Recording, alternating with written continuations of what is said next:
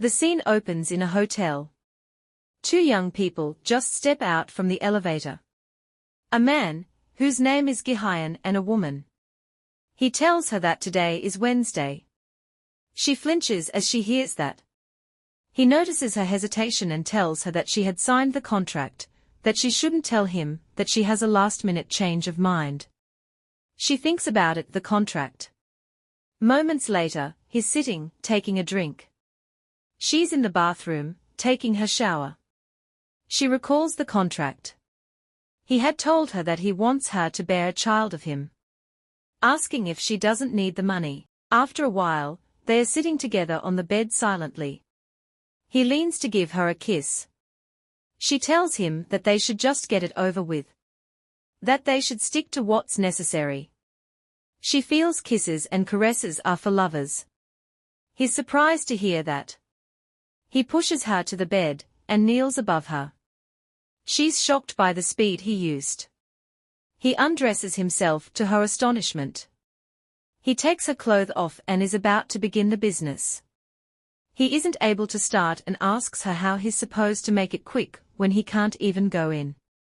She covers her face, embarrassed. He lies next to her and kisses her, telling her that even now, it feels as if he's getting to know her and her body for the first time. Just like the time when they were in college. 1 month ago. At that same Halton Hotel, it's H Hotel main branch. A hotel chain owned by the SY Group. Gihyeon Park is in his office, his secretary allows a guest inside. The guest enters and greets him, saying that it's been a while. He tells him that he have finally located Minju CHA. He shows him a picture, trying to confirm if it's her.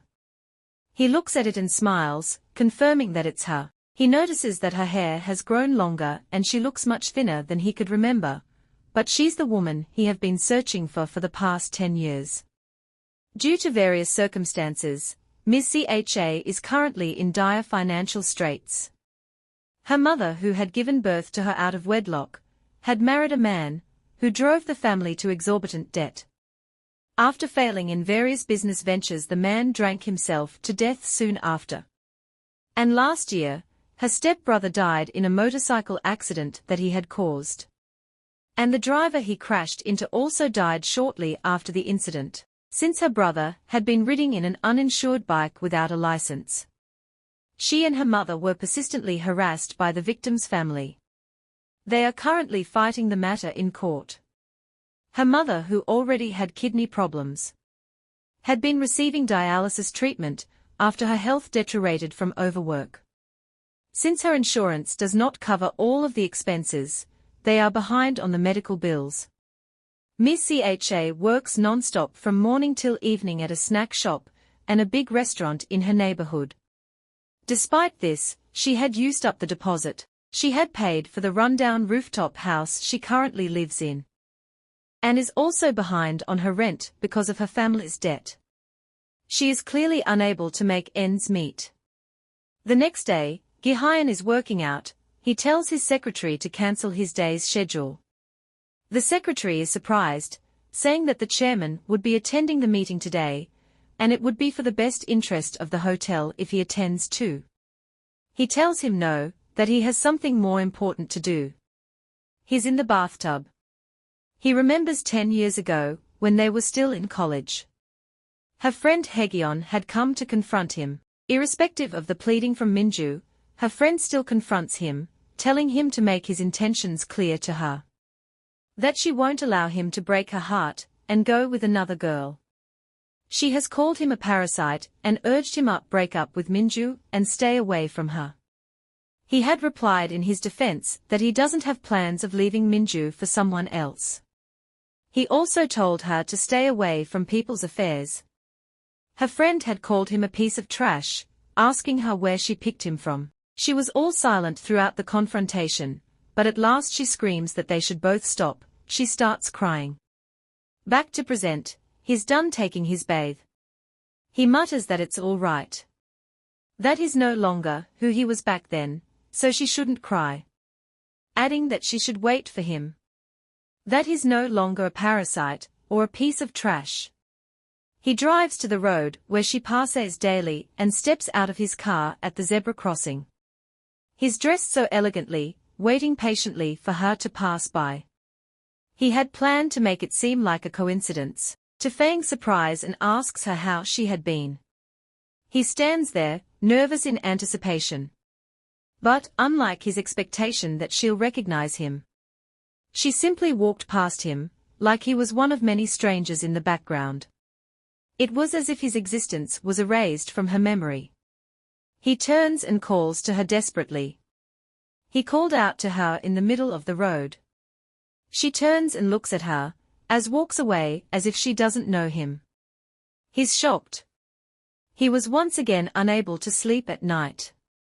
The thought that Minju would welcome him back into her life if she saw him as he is now, but that ending never happened. Being so easily forgotten, made everything meaningless again.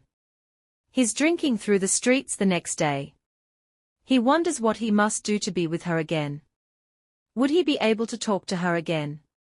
He drives to her workplace in the day and watches from afar. He sees her giving out a snack to a little girl. He watches her work for a while. He wonders if it's love, regret, or obsession. Then one day, while doing his routine stalking, it's late in the evening after work, he sees her talking with a young guy who offers to take her home on his bicycle. He's Heang Nam. She asks him if isn't going to practice, and he replies that practice just ended. Our male lead remember when he asked his informant whether she is seeing someone. The man had told him that he's not certain if they are dating. But she's frequently seen with Heang Nam, a swimmer for the national team and the brother of her best friend. He saw her with that guy, that was the final straw. From that moment on, he no longer cared what his feelings for her was. Gripped by the desire to erase the past and get her back, he decided to choose the fastest and the worst possible means available to him. He bought the residence where she lived and used her overdue rent as an excuse to have her meet with him. At the meeting at that cafe, she's surprised to know that he is her new landlord. He pushes a paper to her side of the table, telling her that he has heard that she's owing in her rent, saying that he can solve that problem for her, telling her that in exchange he wants her to sign another contract with him. He tells her to call it a pregnancy contract, adding that he wants her bear a child for him. True to form as a single-minded businessman, he thoroughly carried out his plan. That was how bad he wanted to have her. She's surprised by that proposal. She decides to ignore it. She begs for him to give her a month to pay the overdue rent, adding that she really doesn't have money right now. She tells him that because of wage attachment, most of her income is seized to pay off her loan interest.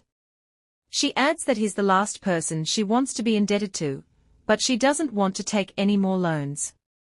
And she can't also borrow from the loan sharks. She pleads again for a month extension. He cuts her short, asking why he should trust her, when she once disappeared without a word. She's confused at how he's acting. She wonders why he's acting like the bitter one, when he was the one who left her first. He tells her that he have a lot of money now, that he doesn't know how much her debt is, but he can settle that as well. She doesn't understand his need to help. She asks him if he's working for a charitable organization, whether he's here to give alms. He laughs and replies that he have amassed a lot of fortune, and he doesn't want it to go to just anyone after he's dead. That's what made him want a child of his own. She's deep in thoughts at the hearing of his words. It feels strange. Not only was he never fond of children, he already had a child. Her mind flashes back to when they were still together. He had told her sadly one day that Yoonjung is pregnant, adding that it just happened. She's walking on the road and he follows her closely. After a while, she turns and asks him how long he'll keep following her. He tells her that she's the one who walked away when they weren't done talking. She replies asking him why she should bother listening to the nonsense he was saying. She tells him that if he wants a child, he should meet a nice person and he cuts her short before she could finish. He tells her that he has no need for a nice person, that what needs is a child from her. She asks him why it has to be her. And he replies that he doesn't want to have a child from a woman he doesn't know. And he also thought she'd be the most expedient choice since they were pretty compatible physically. She looks at him silently as she thinks. What about his child with Yoonjung? She's confused, but she really doesn't want to talk about her. Whatever the case, it's not hard to guess why he sought her out. He must think that she's still the same pushover. She asks him how much he can give her. He replies that he can give her as much money as she wants. She asks to confirm if he can give her 100,000 and he replies yes. She asks him what would happen if she can't pay back, and he replies that she doesn't have to pay back. That the only thing she has to do is to give him a child. She asks if what if she can't give him a child either, adding that she might miscarry or not get pregnant at all. He assures her not to worry about that. That they'll keep trying until she gets pregnant. She looks at him and tells him that besides his newfound wealth, he still hasn't changed. He asks her if she thinks so, adding that she seems to be worse than her. He comes close and holds her cheek. He tells her to be sensible, that from his experience, nothing is more pointless than pride in the face of poverty. It's late at night and Heang is seen sitting close to Minju's house. He's worried about her whereabouts. She didn't show up at work, which has never happened before. And she's not at the hospital visiting her mom either. He wonders why she isn't answering his calls or reading his messages. How is she going to find a man who's going to marry her when she's so exclusive? He smiles as some thoughts comes to his mind. At least she has him. The man who would become the country's first Olympic gold medalist in swimming. He pats himself for the good job on becoming an adult. Now he doesn't need his family's permission to get married. He's 100% they'll be against. Some voices cuts his thoughts short. It's Minju talking to Gihyeon. She tells him that she wants him to leave now. That he might be her landlord, but it's an invasion of her privacy. He replies her that he just wants to check the state of the house, since he's the one who stands to lose money if there were to be a fire or burglary. Heang walks towards them and asks what the problem is. She's surprised to see him and asks him what he's doing at her house at this hour. He replies that her best friend asked him to bring her some food. Our male lead looks at him. He wonders if they are close enough to visit each other's houses. Haegyeon's little brother, Heang. He lights a cigarette and begins to smoke. He feels he must have been mortal enemies with their family in his past life. Surprisingly, Heang snatches the cigarette from him, telling him he doesn't know who he is but he can't smoke him. Adding that it's difficult for fire trucks to reach this area because of the narrow roads. He also tells him that more than anything, it's rude to smoke in front of a lady. He says this while crushing the cigarette. Our male lead asks him who he is. Heang replies that he'll like to ask him the same question. He asks if he's her boyfriend, but he still doesn't reply, saying he wants to know who he is. She tells Heang that he is her new landlord. Heang is surprised and asks why her landlord is disturbing her at such an hour. She replies that he's here because she forgot to pay her rent. Heang is not convinced. He tells her that he doesn't think he's here just to collect rent. Gihyeon smiles. He comments that it must be a family trait. Adding that he's just as good as her sister when it comes to reading the room. Heang is surprised that he also knows her sister. Our male lead turns to Minju and tells her that he'll go for now, urging her to think about his proposal. He holds her cheek and asks her if she's eating properly. Adding that she should put some weight. He tells her that she has always been thin, but now she's just bone and skin. Heang immediately takes his hand off her cheeks and asks him what he thinks he's doing. The male lead ignores him and tells her that she should make sure to lock her door, and be careful of who she lets info her house. She begs him to leave. She also tells Heang to leave, that she's too tired right now. Inside her house, she's so frustrated. A message comes into her phone from the hospital where her mom is being treated. It reads that they'll stop treating her mother if the minimum payment for the overdue medical bill is not made by the next day. She slumps to the floor and begins to cry, trembling. She takes her phone and begins to search surrogacy online. The next day in Heesung's training, he leaps inside the water with his mind deep in thoughts. In his mind, he asks Minju who Gihyeon is, how he knew his sister, and why he was so rude to her. He recalls what Gihyeon said about his sister, and how he touched her like that. He doesn't understand why. Still swimming, his mind flashes back to yesterday. She had begged him not to tell her Haegyeon about what transpired. She had told him that she'll explain everything to him next time, so he shouldn't ask or say anything to her right now. He had suggested that she sleeps in their place for that night, adding that his sister told him to bring her over if something was wrong. He urges her to just move out of her house, saying that he always thought her place is awful. But she refuses, saying that they've done more than enough for her. He tells her that she had once said that they are family, and it's not wrong for family to help each other out. She replied that just because she said they are like family, doesn't really means they are one. That in the end, it's her life and her problem. She urges him to focus on his own life. She told him not to go to her house or workplace anymore. Back to present, he's still thinking in the pool. She has already taken over his life. In the past, he was able to stop thinking about her when he was swimming. But that's no longer the case. The coach blows the whistle, indicating him to stop. He asks him what's wrong with him today, saying that he needs to do better if he wants to train in Australia. Heesung apologizes and promises to do better. Back to his thoughts. She can't rely on them anymore, because they are not her real family. He falls backwards to the pool. In Minju's workplace, she's working and there's a car parked in front of their shop. Her boss wonders who parked car there, obstructing their business, adding that it's only customers that should park their cars there. Our girl tells the boss that she wants to use the restroom. The boss tells her to inform the driver to leave on her way to the restroom. She walks outside and meets Gihyeon behind the wheel of the car. She tells him that he's causing trouble for their shop.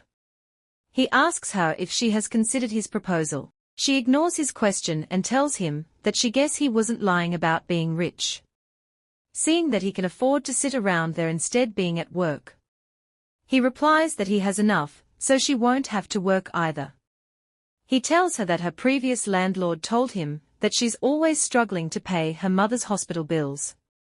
He asks her if she thinks working 2 part-time jobs would help her, if it's going to be enough for her. She tells him that he doesn't need her to have a child, that he can always hire a surrogate, adding that she's sure he'll easily find one. He replies that he doesn't know, that he doesn't think he'll be able to find anyone that's as responsible as she is. His words hits her. She wonders if she just heard responsible. How could he use that word in front of her? And even with such nonchalance. Flashback to when they broke up, 10 years ago. He had told her that he's grateful that she loved a guy like him, adding that, that's the extent of his feelings for her. He asks her if she was ever happy in the relationship. He tells her to consider him dead, that she's better off without him, that she deserves someone better. Tears flowed down her cheeks. The next day evening, they are in a cafe, still talking about the contract. She asks if she only have to give birth to 1 child. He says yes. She asks if she can charge him up front, and he smiles and tells her to remember when she said that he hasn't changed at all, except for his newfound wealth, saying that she has really changed, that she even know how to put up a front now. She tells him that she's serious, that he knows she needs the money. He tells her that they should eat first, that the good here is very good. He tells her that she needs to put on weight, that he's going to add it as a clause in the contract. The mom has to be healthy to give birth to a healthy baby. She asks him if he already has an egg donor. He asks her why he'd need that. She thinks she'll just only be the surrogate. He asks her why an egg donor would be necessary when he has her. She's shocked, asking him why she'll want to make a child. He tells her that he's not interested in IVF or surrogacy. So if she agrees to the contract, she'll have to sleep with him. She's trembling. She's surprised that what he wants isn't a surrogate, but a woman whom he can naturally inseminate. He replies that he had told her from the start that he doesn't want to have a child with a stranger. She asks him if that's the reason he's willing to pay so much. He replies that she can ask for more if she wants. She asks her if he doesn't think that he's paying too much for sex. He replies that he doesn't care, as far as it is her. She's silent for a while. She tells him to eat, that she wants to use the restroom. She stands up and rushes to the restroom. As she leaves, he wonders if he went too far. He has been searching for her for about 10 years now. But that's not the case for her, so. Her phone rings, interrupting his thoughts. She looks at the caller's name. It's Heang. He picks it up and puts it in his ear without saying a word. He wonders why he's calling instead of training. Heang speaks, saying that she finally picks up. He calls her name, but no response. He keeps on talking, asking where she is now. Saying that he can't live like that anymore, that they should just get married. He goes ahead to say that he loves her, so she should say yes. He wants to be her family. In the restroom, she is thinking. She doesn't know which is more appalling. The person making such a sordid proposal, or the person considering it. She sits down, confused. As she steps out, she sees him standing there. He asks her how much time she needs before she signs the contract. She replies that she doesn't think she. Before she could complete her statement, he drags her, urging her to go with him. She's surprised, calling his name. He continues leading her, saying that he's trying to help her make up her mind. He urges her to go with him. They are in the car and he's driving speedily on the road. She's asking him where they are going. Telling him that he knows that what he's doing can be considered as abduction. He replies that he won't deny that he wants to. But no, it isn't abduction. She tells him to slow down at least. That he's driving too fast. He replies that he will, if she agrees to follow him quietly. Finally, they get to Halton Hotel. A doorman stands outside to welcome them. She asks him why he brought her to a hotel. He tells her to get out of the car first. She tells him that she hasn't agreed to anything yet. He asks her if she wants to put the doorman in a tight spot. The doorman tries to open the door, she allows it and comes out. He tells her that this is where he works. She's surprised that he works here. He gives the doorman the keys and thanks him for his hard work. She feels he must have a high position here. As he walks inside, she remembers what he told her earlier. That he now have a lot of money. People greets him as he approaches the door, she's surprised. She recalls his words. He had told her that he has amassed a fortune. And he doesn't want it to go to just anyone after he's dead. It made him want a child of his own. They enter the boardroom, and he sits behind a tag with his name on it and a CEO title. She sits directly opposite him, with an envelope in front of her. He tells her that it contains a draft of the contract, that she should read it. He tells her that he knows that rent and her mother's medical bills isn't her only problem. That her late stepfather and brother also left behind a sizable debt, which she can't pay off on her own. He adds that he's not saying this to mock her efforts so far. Saying that as a businessman, he's only offering her a practical solution. She opens the envelope and brings out the contract to read. She looks at the content, it's titled Pregnancy Contract. The content states that agreement is between him and her, and he'll bear full financial responsibility for the birth and rearing of the child. Another states that she must not have any other relationship with any other person. He tells her not to think about it too much. That her mom is the only family she has left. Asking her if it wouldn't be better for her to work less, so that she can spend more time with her. She squeezes the paper and throws it away. He tells her that there's another copy in the envelope, that she should sign it and return it to her tomorrow. She's surprised and he confirms the date, adding that she was always a model student with better financial acumen than him. That she should already know that time won't solve anything. She stands up to look at the view from the window, thinking. He walks to her and places a hand on her shoulder. He tells her that he only brought her here to help her make up her mind. She turns to him. He tells her not to reproach herself, that it's him and the world that are cruel. That she's just a daughter who cares a lot for her mother. She looks at him, so he still remembers that.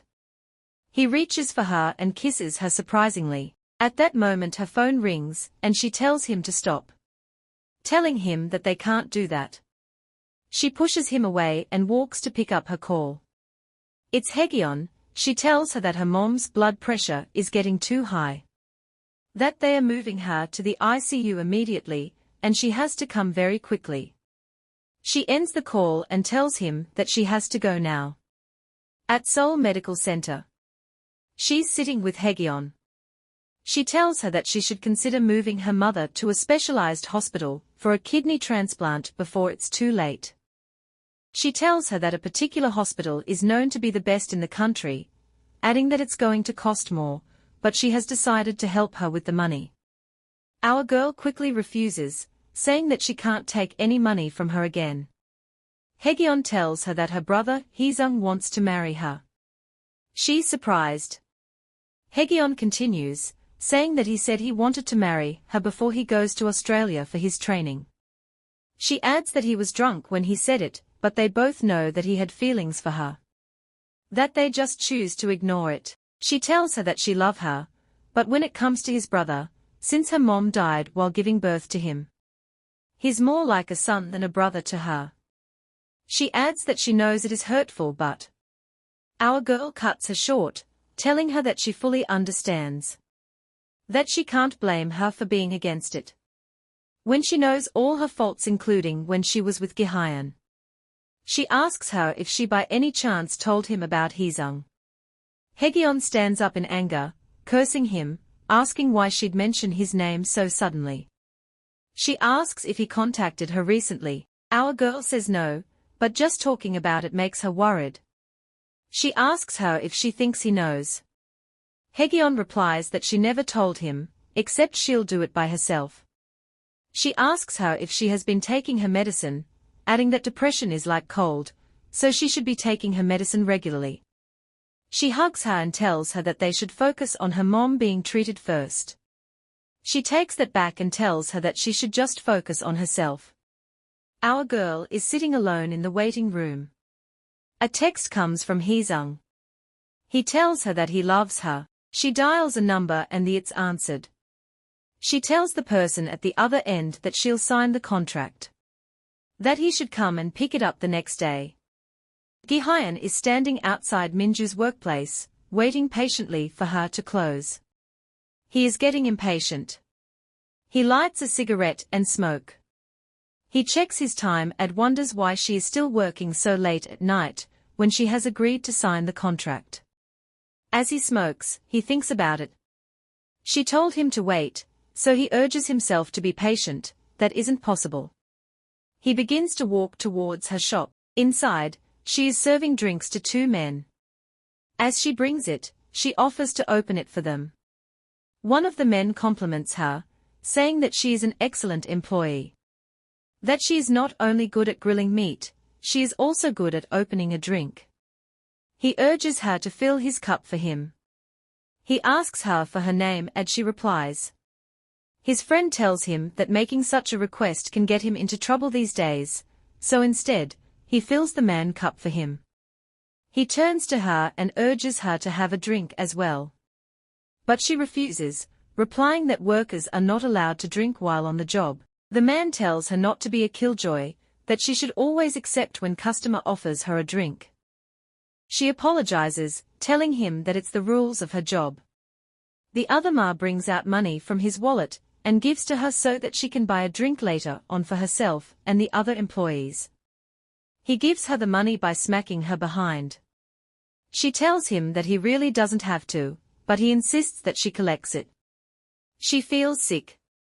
She thanks him and walks to her boss to offer the money to him. She tells him that a customer gave it to her. He urges her to keep the money. He tells her being stiff-necked is part of her charm, but adds that she is too inflexible for her own good. Before he could finish his statement, Gihyeon comes from behind and yanks her apron off her body, saying that she won't work there again. She and her boss are surprised. He turns to her boss and tells him that she can no longer work here, so he hopes he will understand.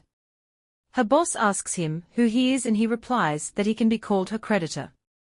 He takes her hand and started walking away. He tells her boss that he can send her shift tomorrow if necessary, so he shouldn't contact her again. In the car while driving, he asks her if she will keep working, asking her if she didn't receive the down payment. In her mind she answers that it's because she cannot really fulfill the terms of the contract. So she needs a safety net to fall back on when you are done with me. He continues that she must be quite confident about her health. She tells her that they should set a date. She doesn't understand. He tells her that they should set a date for them to make the baby. He asks her if sex is easier for her to understand. He continues, commenting that she must be full of energy since she refused to stop working. She tells him that her period is irregular, so it's difficult to calculate when she is ovulating, adding that doing it with her now would be only a waste of effort. He replies that it doesn't matter, that she should just tell him when they can do it, adding that women can conceive anytime after all. She asks him what has gotten into him, that he was never fond of babies or children. She tells him that he needs to stop if he is doing it just to find a sex partner. He looks at her feeling disappointed. He asks her if she didn't read a clause in the contract that states that she must readily cooperate with him in fulfilling the terms of the contract. She replies that she had read it. He tells her that he will like to see more cooperation from her. She tells him that they can do it right now if he is impatient. He is surprised. He drives to the side of the road and parks the car. He leans to her and asks her if it turns her on. He tells her that she has gotten bolder, asking if it is because she has dated other men. She says yes, and he asks her who, wondering if it is Heang. She replies no, that Heang is like a younger brother to him, that he shouldn't dare do anything to him. He is surprised at her reaction. He comments that she even know how to get angry now. He adds that he supposes that it shows how hard her life has been up until now. He leans closer and tells her that they should follow standard procedure. He tells her that she needs to move out of her house first, and also stop working in the evenings. He continues driving. She is surprised at his request, asking why she has to leave. He tells her that her house is too dangerous for a woman to live in on her own.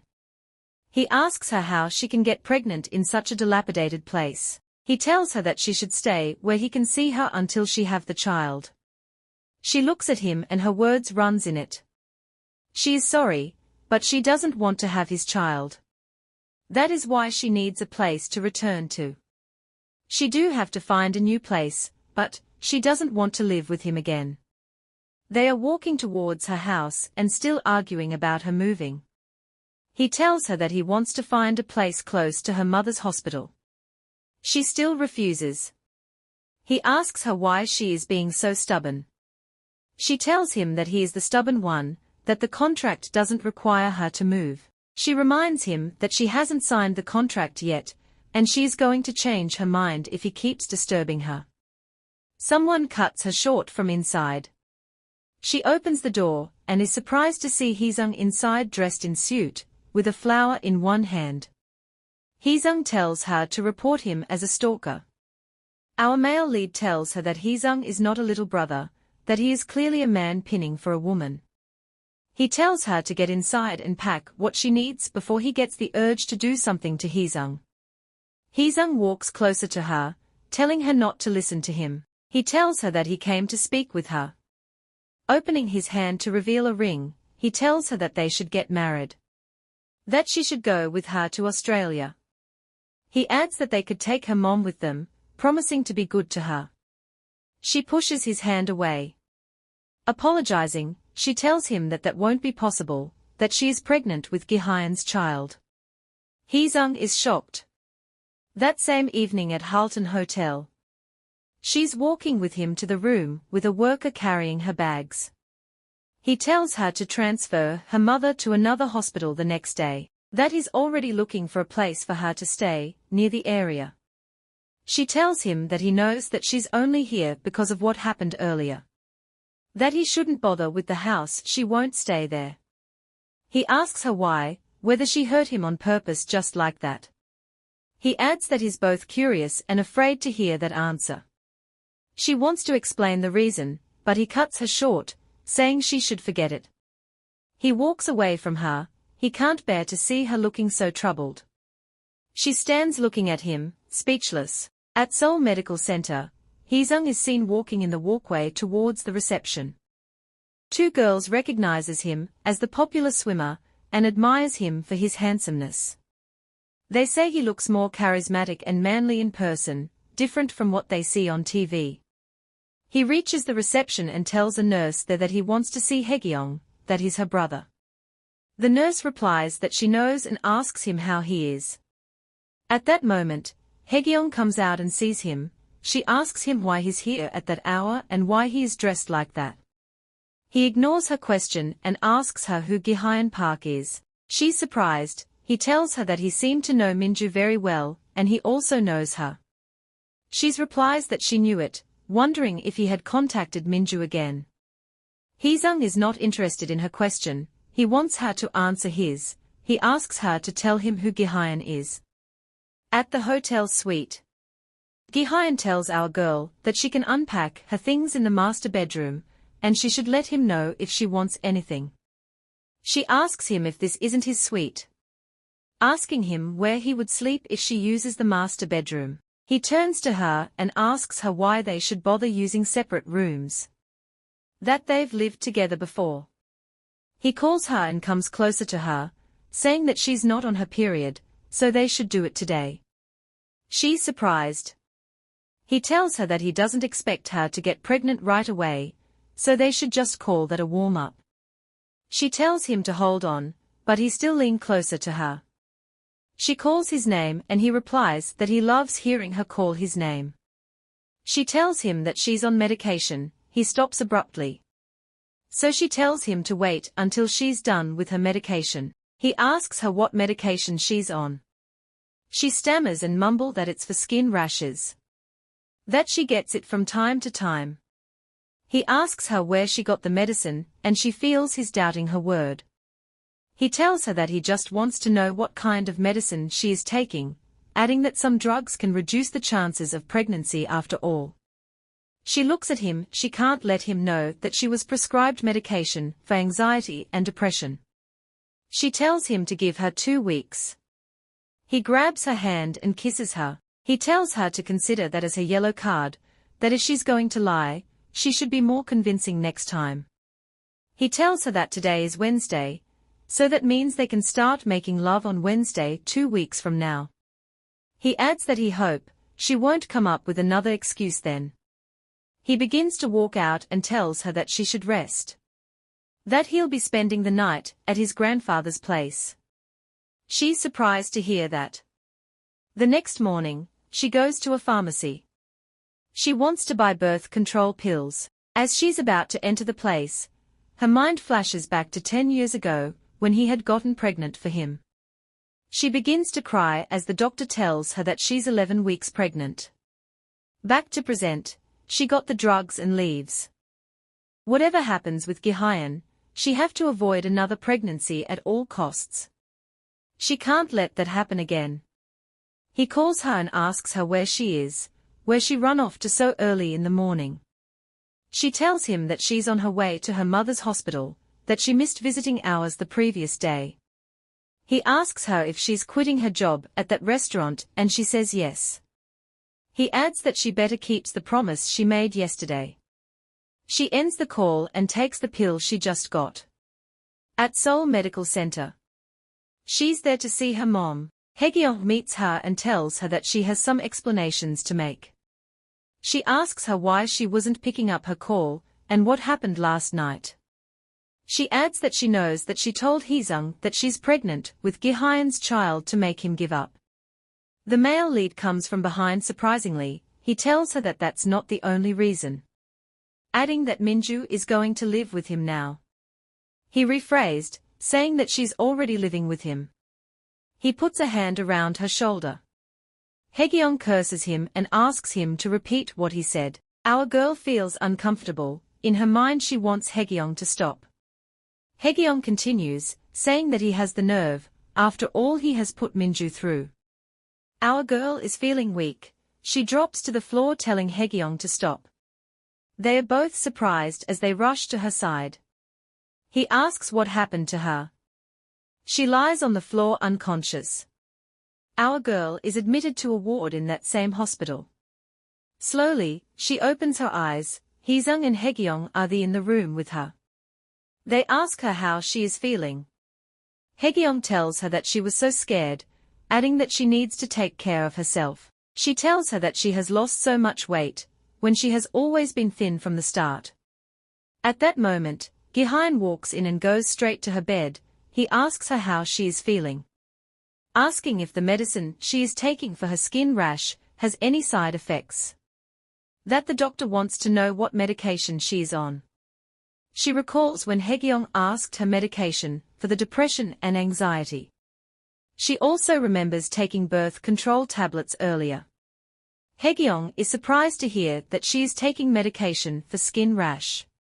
She hopes it isn't something serious like shingles. She sits up and tells them that she is fine.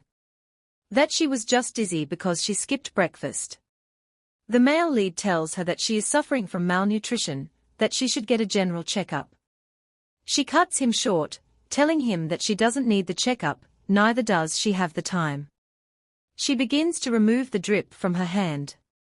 He asks her where she wants to go in that condition, and she replies that she wants to see her mother. That she doesn't want to miss visiting hours again. He grabs her hand, reminding her that she is unwell. She tells him to let her go, that she has been sick before. That compared to the previous sickness, this is nothing. Hae-gyeong tells him that if he have a conscience, he should make himself scarce. He leaves her and she walks out quickly. At the intensive care unit where her mother is being kept. She stays beside her mother who is unconscious, holding her hand. She is soliloquizing. When her mother was receiving dialytic therapy, she was able to at least talk to her. But now, she can only hold her hand, without knowing when she will wake up. Even so, she doesn't mind, as long as she is holding on. Because she is definitely going to make her better. As she once told her, she have to live because all things will pass. A doctor walks in and asks if she is a family member of the patient. She replies yes. Outside, in the corridor. The doctor asks her if knows Gihyeon Park. He tells her that he claims to be an old acquaintance of hers, though it's something he heard secondhand from a fellow doctor he knows. The doctor tells her that the person he is talking about is a nephrologist at Y Hospital, and the best in his field. That he heard about her mother's case from Mr. Park, who is a good friend of his. He tells her that he didn't share her mother's medical record with him, but he thinks this is an opportunity she should take. He continues, telling her that his friend's medical team is currently conducting a clinical trial for a new drug that appears to be effective on patients like her mother. He tells her that it is worth considering as a treatment before surgery. That he did not mention it before because the competition to join the trial was stiff. She listens to him silently. He adds that even if the trial wasn't on the table, he still recommends transferring the patient to Y Hospital. He tells her that regardless of how she got this chance, she should take it to save her mother's life. That he is sure it is her heartfelt prayers that brought this timely gift. She walks to the reception to see the male lead waiting for her. He asks her how her mom is and she ignores the question. She tells him to treat her to a meal, that she is hungry. He smiles and tells her that they should go get something to eat. Outside, his driver brings his car to their front. As he leads her inside, Heang watches with sadness. They enter the car and he tells the driver to drive on. She looks outside and sees Heang staring at them. Immediately he carries his phone and searches Gihyeon Park on the internet. Later that evening, at the hotel suite, he tells her that she should get some sleep, that he would not disturb her. He tells her that her mom would be transferred to Y hospital the day after tomorrow, so she should spend tomorrow resting. He adds that she can use the hotel spa if she wants. She is silent, she feels she should thank him. But instead she bids him good night. Immediately he leaves the room, she takes another tablet from the birth control pill she bought earlier. Since then, an uneasy peace hung over them for a while. Gihyeon claimed that he was busy and was barely around. Her mom was safely transferred to Y hospital. And since she tried to focus on her life unchanged. Except for when she returns to his hotel suite at night. Her reunion with him seems unreal. And even when he did appear, nothing was kind and showed no hint of lust. One day he takes her to a boutique, she asks him what they are doing here. He tells her that he wants to buy her some clothes. He sees one and asks her if she likes it. She replies that she doesn't know, saying that it looks like an outfit for a wedding. She asks him why he wants to buy a dress that is not meant for pregnant women. The shopkeeper volunteers to go get her something with lower heels. Another person brings her a purse. He tells her that she shouldn't worry, that she will get the chance of wearing the dress. She asks when. And he comments that she never had trouble accepting gifts before. She replies that things have changed. Physically and emotionally drained by his baffling behavior. It took her a while to realize just how much time had passed. And she was reminded of the purpose of their relationship. They return to the hotel and he tells her that today is Wednesday. He tells her that she had signed the contract. And she shouldn't tell him that she have a last-minute change of heart. She is silent, deep in thoughts. So they were playing dress-up for tonight. She feels like a high-end hooker in expensive clothes. He is drinking, waiting patiently while she showers. She wonders if she should return the money and tell him that she have changed her mind. Then her mom comes to her mind. She consoles herself. She has done this with him before, it should be over 30 minutes. In the end, she proposed a pathetic compromise. When he tries to kiss her, she tells him that they should just stick to what is necessary. She feels kisses and caresses are for lovers. And for reasons she couldn't understand, her words led to something totally unexpected. He slides over her and tells her that he barely entered her but she still felt the same. He asks her if she really slept with other men, he quickly excludes Heang. He tells her that for him, he didn't have anyone else. She is silent. She missed her chance to ask her own question, because he has suddenly traversed the past to the present. He kisses her passionately. 10 years ago, when they were dating. It's a rainy night and they are together in her place. They are getting intimate. She doesn't like the style he wants. She finds the position too embarrassing. He likes taking her from behind, saying that it's the best position. After the intense intimate session, she lies on the bed exhausted beside him. He's using his phone to play game. She places her head on his chest. She tells him that according to Plato, a kiss is the meeting of two souls. He asks her if she has become a philosopher after taking a course in philosophy. He adds that he told her not to take that course, that it's a total waste of time. He tells her that he can't believe she paid hard-earned money to study such a useless course. That she should have chosen something more practical. She tells him that he doesn't like it when she tries to kiss him. He asks why she thinks that. She replies that it's because he only lets her kiss him when he's drunk, adding that that's another reason he always take her from behind when he is sober. He drops his phone and tells her that it's not like that. That she might not realize it, but she always get really wet when he takes her from behind. She's defeated. She tells him that he's right, that she's fine with everything he does. She smiles and tells him that if he likes it, then she likes it too. He tells her that she's making him feel embarrassed. She smiles and leans closer to him, telling him that it's nice. That it's been a while since he listened to her without looking at his phone. He doesn't take that too well as he asks her if she isn't sick of him yet. She says no, and asks if she could get a kiss now. That she wants to kiss him now that he's sober, at least once. She feels it'll be different from when he tasted of alcohol. He tells her that she should do that with her future boyfriend, and not someone like him.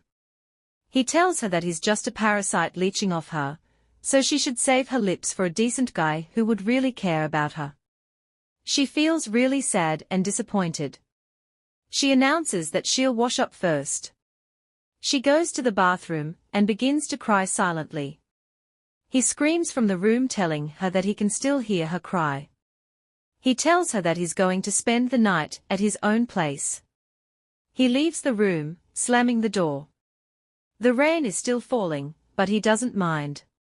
Back to present. Suddenly, she tells him that she wants him to take her from behind. Saying that they both used to like that position after all. That it's the best position for people in a relationship like theirs, be it then or now. She gets on her fours smiling, ready for him. He's surprised at her request. He tells her that she's lying, that she never really liked it.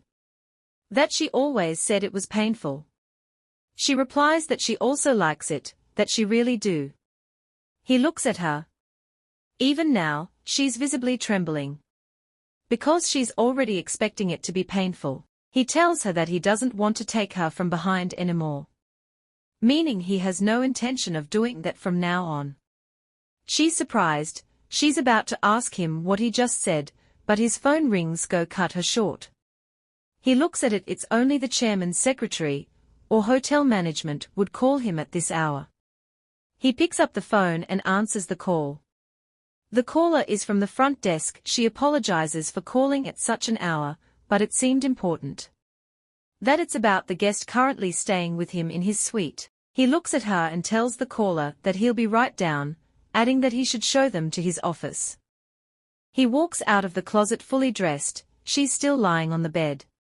He tells her that he might be long so she should go to sleep first. He asks her why she didn't return to school back then. That he heard she was kicked out of school because of that. She asks him how that matters to him. He replies that he just wants to know if he's the reason she didn't return back to school. He walks away, leaving her on the bed. At his office he sees Heang walking around. He asks him what he's doing here at this hour, asking him if he's not supposed to be training. Heang bows and apologizes for disturbing him at that time. He tells him to cut the chase. That he said he has something to tell him about Minju. They sit together in his office. The male lead tells him that he was doing something important before he came down to see him, so he should hurry up and say what he wants to say. Heang slides an envelope over to him. The male lead looks at him, asking why he is giving him money. He replies that the money is to repay Minju's debt. He adds that if it's not enough, he should tell him the exact amount and he'll pay. The male lead cuts him short on that statement and asks him why he wants to pay her debt. He asks him who he think he is. Heang tells him that he knows how rich powerful men like him treat women, that Minju won't be able to bear it. That it'll end up breaking her. He continues, saying that she is currently as fragile as a glass, that someone needs to stop her, but she has been avoiding him. And she also refuses to take money from others. So she's left with no option than to appeal to his better nature. The male lead tells him that even though the money is far from enough, it is a lot of cash. He adds that he's still a kid, so he asks him where he got that money from. Adding that let it not be that he went to a loan shark to borrow the money. Heang replies that he didn't go to a loan shark. That's the money for the training he was supposed to go to Australia for. In addition to a down payment for a commercial. The male lead tells him that that's even worse. He asks him if he's okay. He wants to know if his sister knows about what he just did. Heung asks him if he's worried about him. The male lead replies that there's no need for him to be worried about him. That he's only worried about Minju finding out about it. Heung exclaims that he knew it. That he loves her, and he is not only fooling around with her. He tells him that he might treat him like a kid, but it's easy for him to see because he's also a man. Just like how he knew right away that he liked Minju. He asks him if the money he just gave is enough to pay half of the debt. If it's so, he wants him to accept it and compete with him fairly. Instead of trying to control Minju with money, the male lead smiles and comments that he's still a kid. That his actions today are a proof of that. He pushes the money back to him and tells him to go and buy himself some snacks with it. He tells him that kids should stay out of grown folks' business. He tells him that he's right about one thing though, that he's not just fooling around with Minju. So he warns him to stay away from her, adding that is his final warning. The male lead leaves the room, he lights a cigarette and smokes at the balcony. His mind goes back to 10 years ago when Minju was asking for a kiss, and he had told her to save her lips for her future boyfriend, adding that he's just a parasite leeching off her. He also remembers his earlier conversation with Heung. He had told him that he needs to go to Australia, that it's his dream of becoming a gold medalist. Heung had replied that he doesn't have to go to Australia to accomplish that dream. That he can protect Minju without giving up on his gold medal. He remembers the several words he said about them competing fairly. That he doesn't want him to control her with his money. That Minju is as fragile as a glass. He throws the cigarette and begins to walk towards his suite, thinking. Guileless, sincere, devoted. Be it then or now. He is none of those things, but he refuses to let her go. Nor will he allow her to leave him. He enters the room and sees her lying on the bed. He tells her to get up, so they could continue where they left off. He begins to undress and tells her to get on all fours. He tells her that he didn't want to take her from behind ever again, since he wanted to look at her face as much as possible. But that's not possible in this situation. He feels it's best if he doesn't see her face right now. He begins to get intimate with her. He tells her that he'd continue to do it till she gets pregnant. After a while, they are exhausted. He tells her that he's never letting go. The next day, at the Nam residence, Heung is still sleeping on the bed. Haegyeong goes to his room and wakes him up and asks him why he's still in bed, whether he won't go for practice. She asks him if he has decided to act up before going to Australia. He replies that he's not going again. He decides that he should say he can't, adding that it would be more accurate. She tells him to grow up, asking him if he thinks acting like that would make Minju accept him. She tells him that she would never, not when she's against it. He tells her that she's a hypocrite, that she said that Minju was like a sister to her. She tells him that he's asking for a beating. She smacks his head. She tells him that they sold their house to pay for his training. So he should get his head on straight. She tells him that Minju would be more worried than she is, if he keeps behaving like that. He stands up from the bed and tells her that he have already gotten the money for the training back. She's surprised. She asks him if he knows how hard it was to get him that coach. Asking him what he was thinking to even do that. As they walk to the living room, their father asks them why they are fighting so early in the morning. She tells him that Heung cancelled his training in Australia. Heung tells him that someone is trying to buy Minju with his money, so he wanted to pay off her debt. His sister is surprised. She asks him to repeat what he just said. She shouts at him, asking if he gave their hard-earned money to Gihyeon Park. In the hotel suite. Our girl is just waking up from sleep. She notices Gihyeon besides her, operating his laptop. She asks him if he is not going to work. He replies that he is the CEO, and he can choose his working hours. She thinks she heard those in administrative positions can lose their jobs more easily because they are contractual employees. She's surprised that he can afford to be so carefree. She wants to leave, but her body feels too heavy. He wouldn't leave her alone last night. He closes his laptop and tells him that since she's awake, they should do it again. He tells her that people say that some women are more likely to get pregnant when they do it in the morning. She replies that people also say that doing it too often can reduce the chances of getting pregnant. He asks him if that information is based on science, or it's just an excuse. She sits up, she tells him that she knows she signed the contract, but she feels it's too much. She asks him why he is in a rush. He tells her that she should try to think about it rationally. That this is her golden ticket to take from him what she wants like he did to her in the past. He goes on, telling her that he doesn't care if it's a boy or a girl, that she should just give him a child and he would happily do anything for her. He adds that he's even willing to give her an organ. That is basically the sucker this time. She thinks about it and says she wants him to do a favor that it's not for her. He asks her what kind of favor. As she's about to reply, her mind flashes back to when Haegyeong told her that they sold their house just to hire a coach in Australia for Heesung. She had told her that being an athlete in their country is too expensive, that their family would be flat broke if Heesung wants to compete in the Olympics twice. Back to present.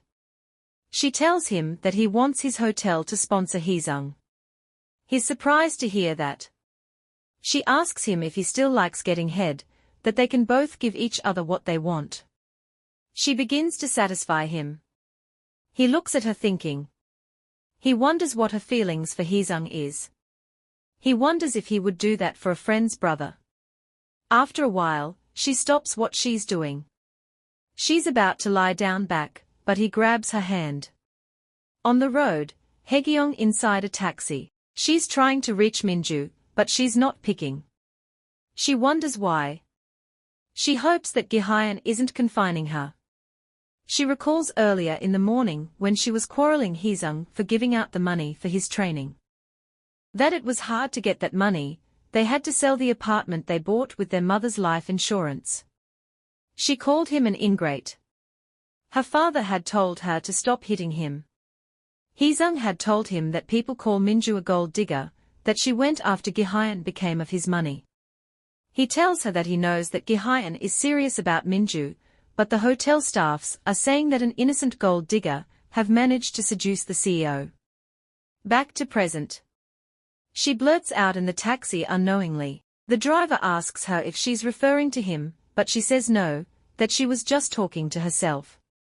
They are in a traffic hold-up and she's getting impatient, wondering why there's traffic when they are not in a rush hour. She asks the driver if there's another road that they can take to the hotel. In the suite, they are still getting intimate. She's worried that people would see them. He asks her if she doesn't like this place, adding that it means they'll have to move. He reminds her that he told her that he'll get her a house close to her mother's hospital. She tells him no, that she doesn't want to live with him. He asks her if she didn't say earlier that they should give each other what they want. He tells her that he have decided to sponsor Heesung for her. So she has to move too. He adds that they don't even know when she'll get pregnant. He tells her that he doesn't feel good, because he thinks she's just waiting for an opportunity to back out from the contract. He tells her that she can make him do anything she wants if only she knows how to use the right words. He tells her to say that she wants to live with him, but she refuses. His phone has been ringing for a while. He decides to pick it up. He tells the caller that they don't know the meaning of do not disturb. The caller apologizes and says that she's aware that he didn't want to be disturbed that morning. But someone is there at the lobby to see him. The person collects the phone. It's Haegyeong. She tells him that he better comes down with Minju immediately. That she doesn't care if he is the heir of the hotel. She tells him to bring Minju down immediately before she burns the place. Minutes ago, Haegyeong just arrived at the hotel. She is welcomed by the doorman. She walks into the reception with a bag. She still can't believe her eyes. How did Gihyeon become a hotel heir? She wonders if Yoonjung knew. If that is why she went to him, then why did he mooch off Minju? She gets to the receptionist, who asks her if she has a reservation. She replies that she's here to see Gihyeon Park, that the receptionist should tell him that Haegyeong is here to see him. The receptionist asks her if she has an appointment. She says no, but he would agree to see her if her name is mentioned. The receptionist tells her that she can't see the CEO without an appointment. She tells her that she's not leaving until she sees him. So she should better call him, or she'll cause a scene. That is when Gihyeon is called and she tells him those things. In the hotel suite, our girl lies down exhausted on the bed. She needs to get up, shower and go to work. She's already late. Her body feels heavy, she wants to rest, but she can't just miss work without notice. She brings out her phone from the bed, and decides to call her boss to let her know that she'll be late.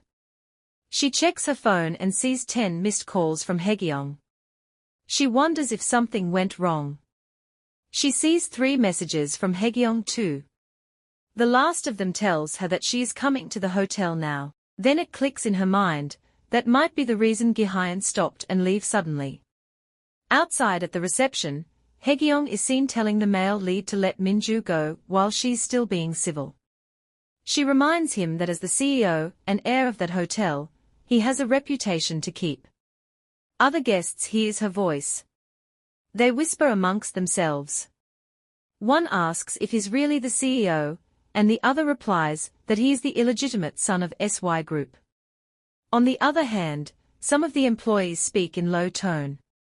One of them asks why Haegyeong wasn't taken to a private place. The other replies that she refused to accept, and the doorman adds that the CEO had told them to leave her alone. Our male lead asks her if that's why she insisted on seeing him in the lobby. He asks her if she's trying to bring him down by humiliating him in public.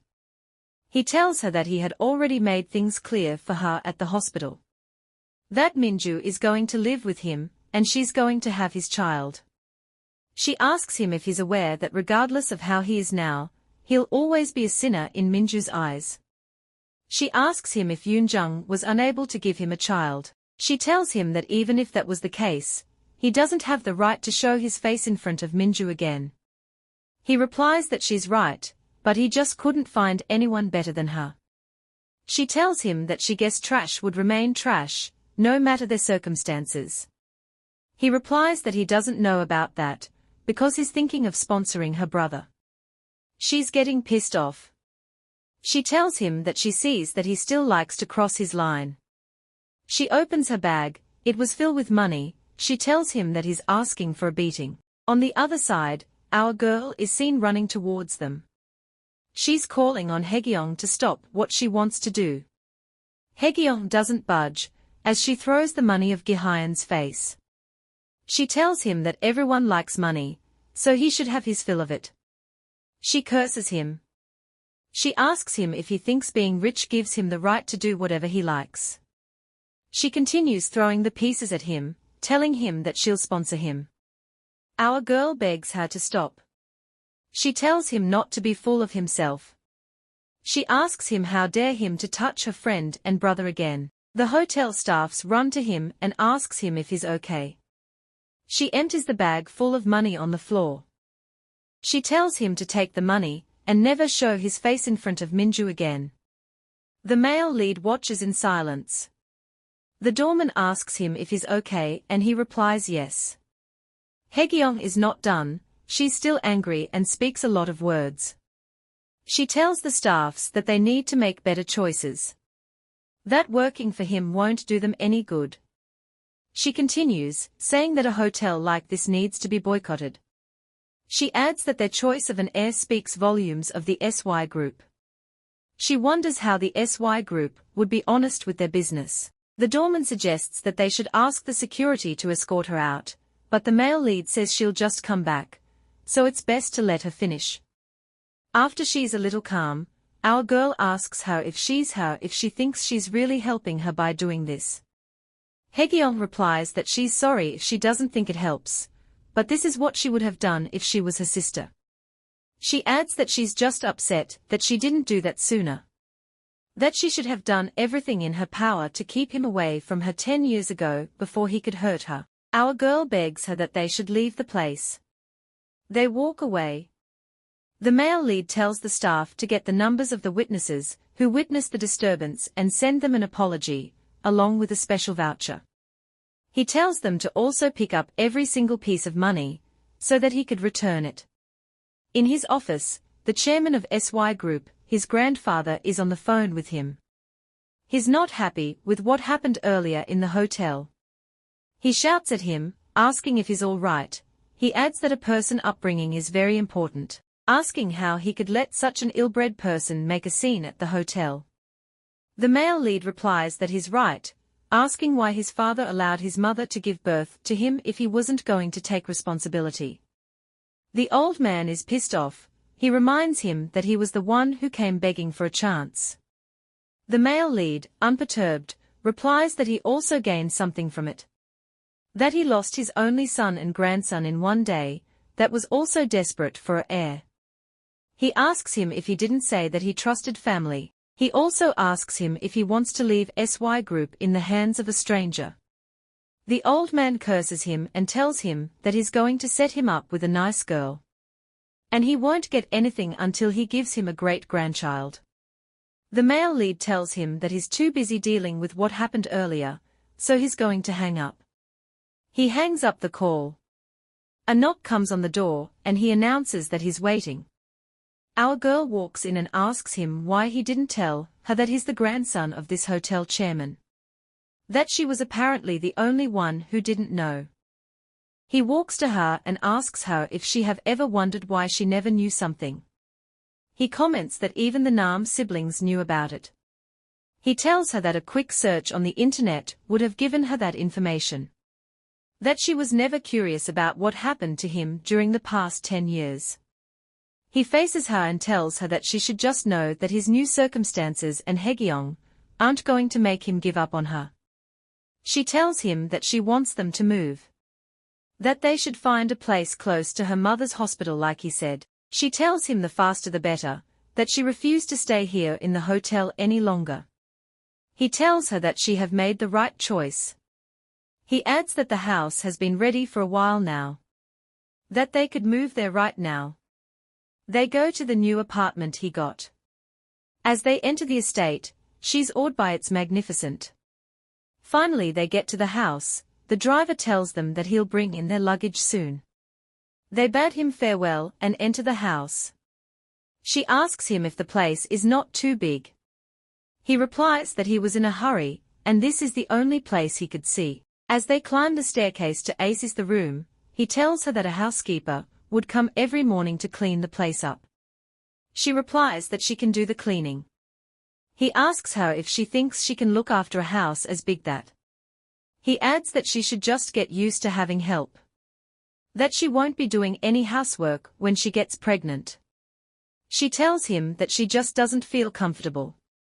He replies that he'll deduct the housekeeping fee from her balance. They get into the room and he tells her that he chose the essential furnitures, but she can redecorate the room however she wants.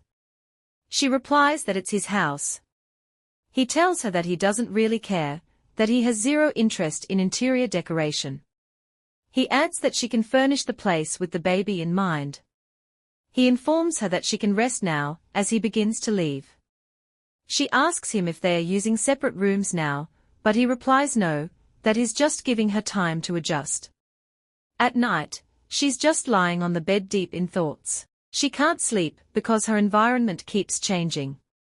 She recalls her conversation with Gihyeon earlier that day. Gihyeon had asked her why she got involved with him again. Adding that he has money and status now, which means he just wants to have fun with her. She replied that it's for the best. That at least she knows what he wants. Since he wants to use her body, she's going to use him to get what she wants. She told her that she used his connections to get her mother into the clinical trial at Y Hospital. That's all what she's going to think about now, that she's willing to do anything to save her mom. Someone enters the room and she pretends, as if she's sleeping. It's Gihyeon. He sits down beside her for a while, watching her. He holds her hand and squeezes it for a while, then he leaves. She opens her eyes and wonders why he behaved so out of character like that. The next morning, she comes downstairs to the dining room. He's having breakfast. He tells her that she looks tired, wondering if she didn't sleep well. She doesn't reply. She joins him on the table and begins to eat. He asks if he should tell the housekeeper to make more rice. She doesn't reply. He turns to the housekeeper and tells her to make sure the rice isn't too mushy or dry from now on. That she doesn't like tough meat, so she should make them tender. He also tells her to prepare dishes in large amount. Our girl interrupts, saying that she's not a picky eater. That she might have been when she was young, but not anymore. She continues eating and he asks her if that's how much she eats. She tells him that she's just tired because she couldn't sleep well in her new room. She's surprised that he still remembers that she doesn't like mushy rice. He tells her that taking care of her body is part of the contract, so she should try to eat more. He drives her to her workplace. She complains that he could have just dropped her off at the main road as she said. He tells her that he'll send a car to pick her up when she's done. She refuses, saying that she'll take a bus. He doesn't budge. He tells her that since she's going to the hospital, she should take the car. As she enters the shop, her co-worker asks her who came to drop her. She replies that it was a friend from college. The woman remembers the car, as that one that was parked outside their shop the other day. She sees our girl taking medicine and she asks why. Our girl replies that it's just a stomach upset. At night, she returns to the house and meets him on the bed. He tells her that she's late today. She replies that she was busy attending to things she has been putting off. He tells her to go wash up. They are on the bed, with him cuddling her. He tells her that he'll get her a lawyer for her brother's case. That she only has to think about her agreement with him and getting healthier. He draws her closer and asks her if she still has to work at the snack shop. She notices that he's trying to tell her to quit, so she decides to change the topic. She tells him that she thinks she's ovulating. He immediately started kissing her and undresses. They begin to get intimate. He asks her if she had eaten at work and she says yes. He tells her that since she's well fed and tomorrow is weekend, if he can do it as much as he wants. He adds that he did some research again. And they all say that doing it often is the best way to get pregnant. Chapter 13. They continue their intimate session. She's exhausted but he isn't. She wonders if he's taking any medicine. He replies that it's because it's her. She looks at him confused. 30-year-old Gihyeon would say things that she couldn't understand, now and then confusing her. Early the next morning, they are still lying on the bed. His preference in the bedroom seemed to have changed drastically as well. His attitude towards kissing was the most noticeable change. He asks her if she's still asleep. He wants more. She tells him that they've done it enough last night, and she wants to rest. He kisses her before she finishes her statement. And tells her that that was last night, and today's a new day. He adds that it's the weekend. They continue their intimate session till they got to the climax. She lies exhausted on the bed. Later in the evening, he sees her dressing up. He asks her where she is going to, reminding her that she had said that she's exhausted. He asks her why she can't spend the whole day with him. She replies that being inside the room is giving her headache. She tells him that she's just going for a walk, that the residential complex has nice sights.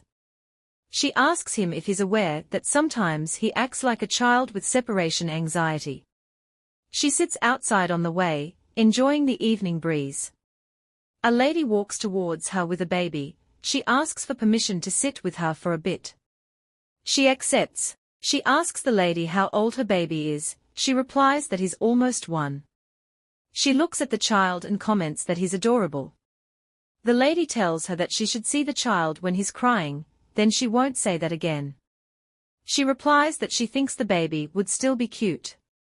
The male lead is seen walking towards them. The lady stands up to go and they bid farewell. He comes to her and sits beside her. He tells her that he sees that she still likes babies. Asking why she left school.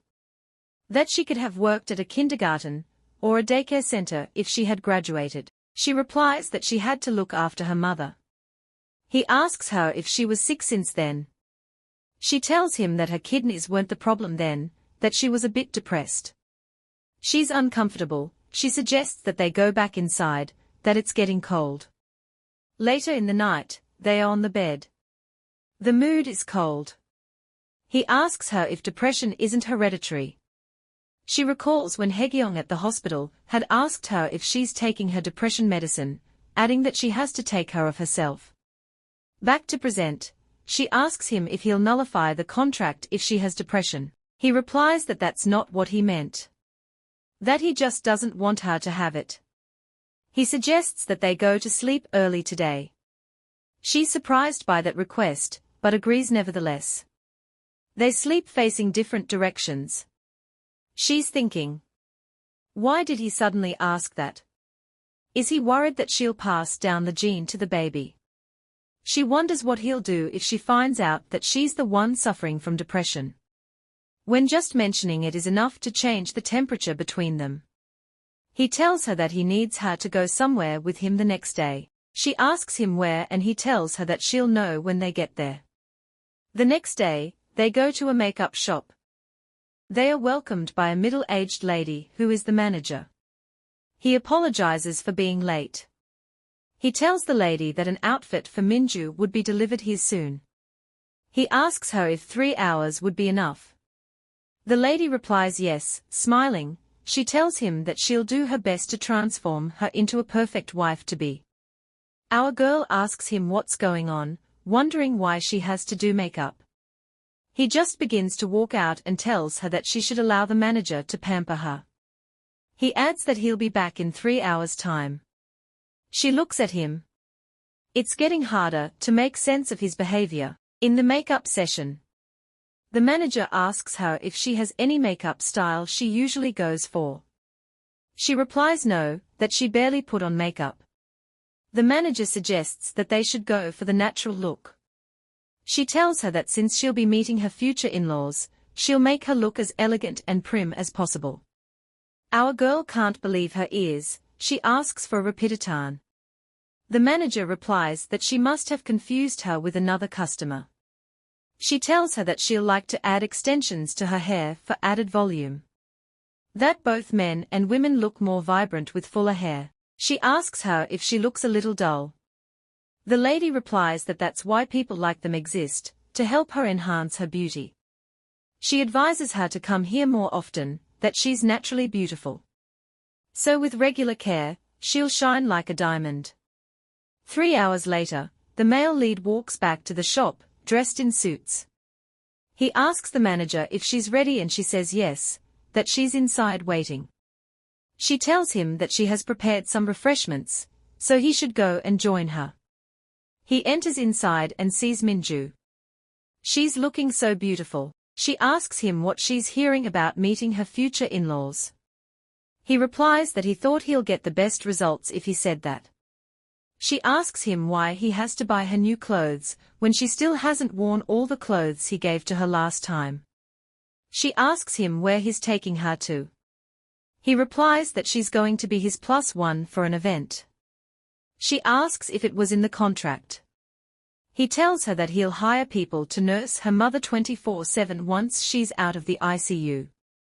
He asks her if she doesn't think that's a generous compensation for her to be his +1 for a night at SY Group head office. It's the group's anniversary, and they are having a party. They walk inside and see a lot of people there. An elderly man approaches them and tells him and they greet. He tells the male lead that the chairman was right, that he looks more better in person. He adds that he should expose himself more in the media. The male lead replies that it'll only happen if he'll have in on respectable shows. That he dislikes being the topic of gossip. Someone taps his shoulder and greets him. It's the chairman's secretary. The man continues, saying that he heard that the chairman is looking for a wife for him. He asks if he has found one yet.